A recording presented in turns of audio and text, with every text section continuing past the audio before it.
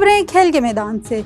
कौमी क्रिकेट्स के दरमियान तरतीबी कैंप में भी सर्द महरी का सिलसिला जारी रहे। दौरे बांग्लादेश और वेस्ट इंडीज के लिए पाकिस्तान क्रिकेट स्क्वाड के लिए कैंप में इतवार को नेशनल बैंक स्टेडियम में सीनियर व बेस्ट मैच के दौरान दो साबिक टेस्ट कप्तानों के दरमियान सर्द महरी देखने में आई। बांग्लादेश टूर के लिए 15 रुकनी कौमी स्क्वाड से बाहर मुस्तैद सीनियर बैटर बाबर आजम और फास्ट बॉलर शाहीन शाह अफरीदी एक दूसरे से जुदा रहे। माजी में बाहमी छेड़छाड़ और मजाक करने वाले स्टार क्रिकेटर्स ने फासले बरकरार रखे।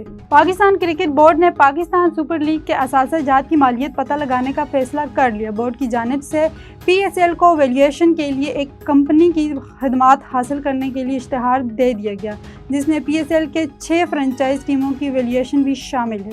पाकिस्तान और बांग्लादेश के दरमियान होने वाली T20 सीरीज के मीडिया राइट्स फरोख्त हो गए। बांग्लादेशी मीडिया के मुताबिक PCB पाकिस्तान के खिलाफ 3 मैचेस की सीरीज के वर्ल्ड वाइड मीडिया राइट्स फरोख्त करने में कामयाब रहा।